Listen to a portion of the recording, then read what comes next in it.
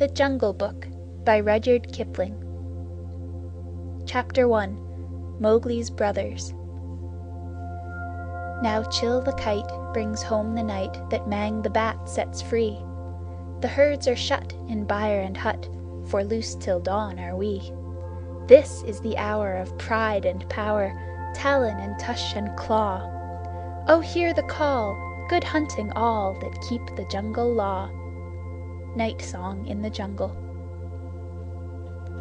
It was 7 o'clock of a very warm evening in the Seeonee Hills when Father Wolf woke up from his day's rest, scratched himself, yawned, and spread out his paws one after the other to get rid of the sleepy feeling in their tips.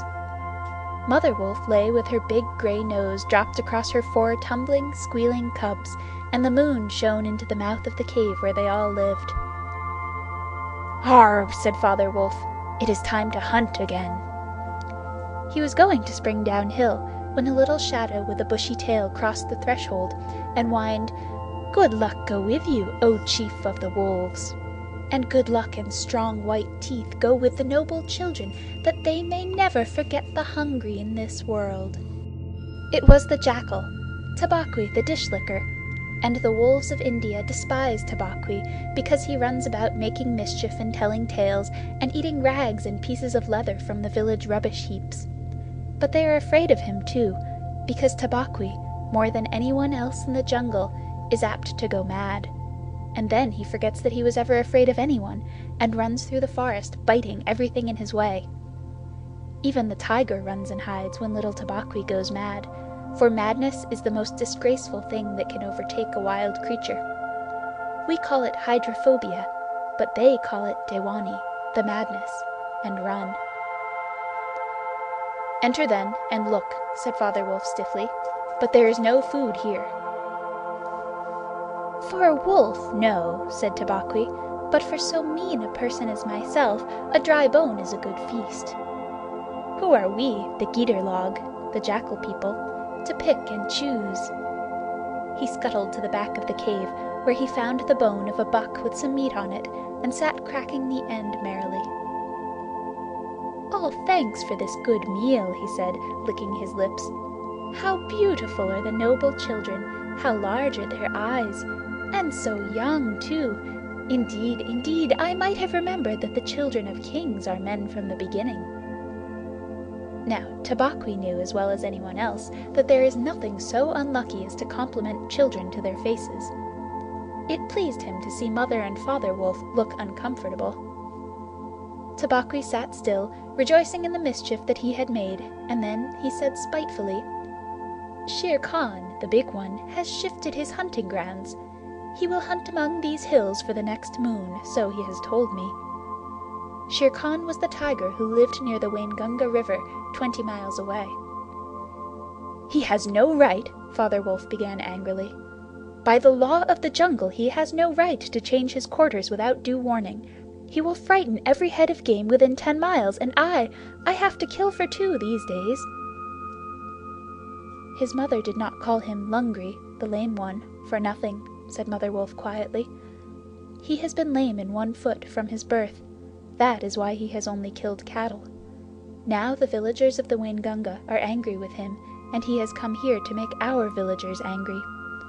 They will scour the jungle for him when he is far away, and we and our children must run when the grass is set alight. Indeed, we are very grateful to Shere Khan." "Shall I tell him of your gratitude?" said Tabaqui. "Out!" snapped Father Wolf. "Out and hunt with thy master. Thou hast done harm enough for 1 night."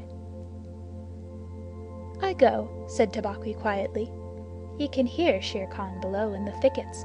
I might have saved myself the message." Father Wolf listened, and below in the valley that ran down to a little river, he heard the dry, angry, snarly sing-song whine of a tiger who has caught nothing and does not care if all the jungle knows it. "The fool," said Father Wolf, "to begin a night's work with that noise. Does he think that our buck are like his fat Waingunga bullocks?" "Hush! It is neither bullock nor buck he hunts tonight," said Mother Wolf. "It is man." The whine had changed to a sort of humming purr that seemed to come from every quarter of the compass. It was the noise that bewilders woodcutters and gypsies sleeping in the open, and makes them run sometimes into the very mouth of the tiger. "Man," said Father Wolf, showing all his white teeth. "Faugh! Are there not enough beetles and frogs in the tanks that he must eat man, and on our ground too?" The law of the jungle, which never orders anything without a reason, forbids every beast to eat man, except when he is killing to show his children how to kill, and then he must hunt outside the hunting grounds of his pack or tribe. The real reason for this is that man-killing means, sooner or later, the arrival of white men on elephants, with guns, and hundreds of brown men with gongs and rockets and torches. Then everybody in the jungle suffers.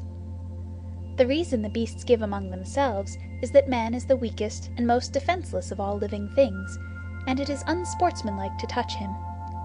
They say, too, and it is true, that man-eaters become mangy and lose their teeth. The purr grew louder, and ended in the full-throated "Arr!" of the tiger's charge. Then there was a howl, an untigerish howl, from Shere Khan. "He has missed," said Mother Wolf. "What is it?" Father Wolf ran out a few paces, and heard Shere Khan muttering and mumbling savagely as he tumbled about in the scrub. "The fool has had no more sense than to jump at a woodcutter's campfire, and has burned his feet," said Father Wolf with a grunt. "Tabaqui is with him." "Something is coming uphill," said Mother Wolf, twitching one ear. "Get ready." The bushes rustled a little in the thicket, and Father Wolf dropped with his haunches under him, ready for his leap. Then, if you had been watching, you would have seen the most wonderful thing in the world. The wolf checked in mid-spring. He made his bound before he saw what he was jumping at, and then he tried to stop himself. The result was that he shot up straight into the air for 4 or 5 feet, landing almost where he left the ground. "Man!" he snapped. "A man's cub! Look!" Directly in front of him, holding on by a low branch, stood a naked brown baby who could just walk, as soft and as dimpled a little atom as ever came to a wolf's cave at night. He looked up into Father Wolf's face and laughed. "Is that a man's cub?" said Mother Wolf. "I have never seen one. Bring it here." A wolf accustomed to moving his own cubs can, if necessary, mouth an egg without breaking it, and though Father Wolf's jaws closed right on the child's back, not a tooth even scratched the skin as he laid it down among the cubs. "How little, how naked, and how bold," said Mother Wolf softly. The baby was pushing his way between the cubs to get closer to the warm hide. "Ahai! He is taking his meal with the others. And so this is a man's cub. Now, was there ever a wolf that could boast of a man's cub among her children?" "I have heard now and again of such a thing, but never in our pack or in my time," said Father Wolf. "He is altogether without hair, and I could kill him with a touch of my foot. But see, he looks up and is not afraid." The moonlight was blocked out of the mouth of the cave, for Shere Khan's great head and shoulders were thrust into the entrance. Tabaqui, behind him, was squeaking, my lord, it went in here." "Shere Khan does us great honor," said Father Wolf, but his eyes were very angry. "What does Shere Khan need?" "My quarry. A man's cub went this way," said Shere Khan. "Its parents have run off. Give it to me." Shere Khan had jumped at a woodcutter's campfire, as Father Wolf had said, and was furious from the pain of his burned feet. But Father Wolf knew that the mouth of the cave was too narrow for a tiger to come in by. Even where he was, Shere Khan's shoulders and forepaws were cramped for want of room, as a man's would be if he tried to fight in a barrel. "The wolves are a free people," said Father Wolf. "They take orders from the head of the pack, and not from any striped cattle killer. The man's cub is ours, to kill if we choose." "Ye choose and ye do not choose. What talk is this of choosing? By the bull that I killed, am I to stand nosing in your dog's den for my fair dues? It is I, Shere Khan, who speak." The tiger's roar filled the cave with thunder. Mother Wolf shook herself free of the cubs and sprang forward, her eyes, like 2 green moons in the darkness, facing the blazing eyes of Shere Khan. "And it is I, Raksha, the demon, who answers. The man's cub is mine, Lungri, mine to me. He shall not be killed. He shall live to run with the pack and to hunt with the pack, and in the end, look you, hunter of little naked cubs, frog-eater, fish-killer, he shall hunt thee. Now get hence, or by Sambur that I killed, I eat no starved cattle. Back thou goest to thy mother, burned beast of the jungle, lamer than ever thou camest into the world. Go!" Father Wolf looked on amazed. He had almost forgotten the days when he won Mother Wolf in fair fight from 5 other wolves, when she ran in the pack and was not called the demon for compliment's sake. Shere Khan might have faced Father Wolf, but he could not stand up against Mother Wolf, for he knew that where he was she had all the advantage of the ground and would fight to the death. So he backed out of the cave mouth growling, and when he was clear he shouted, "Each dog barks in his own yard. We will see what the pack will say to this fostering of man cubs. The cub is mine, and to my teeth he will come in the end, O bush-tailed thieves!" Mother Wolf threw herself down panting among the cubs, and Father Wolf said to her gravely, "Shere Khan speaks this much truth. The cub must be shown to the pack. Wilt thou still keep him, Mother?" "Keep him!" she gasped. "He came naked, by night, alone and very hungry, yet he was not afraid. Look, he has pushed one of my babes to one side already. And that lame butcher would have killed him, and would have run off to the Waingunga while the villagers here hunted through all our lairs in revenge. Keep him? Assuredly I will keep him. Lie still, little frog. O thou Mowgli, for Mowgli the Frog I will call thee. The time will come when thou wilt hunt Shere Khan as he has hunted thee." "But what will our pack say?" said Father Wolf. "The law of the jungle lays down very clearly that any wolf may, when he marries, withdraw from the pack he belongs to. But as soon as his cubs are old enough to stand on their feet, he must bring them to the pack council, which is generally held once a month at full moon, in order that the other wolves may identify them. After that inspection, the cubs are free to run where they please, and until they have killed their first buck, no excuse is accepted if a grown wolf of the pack kills one of them. The punishment is death where the murderer can be found, and if you think for a minute, you will see that this must be so." Father Wolf waited till his cubs could run a little, and then, on the night of the pack meeting, took them and Mowgli and Mother Wolf to the Council Rock, a hilltop covered with stones and boulders where 100 wolves could hide.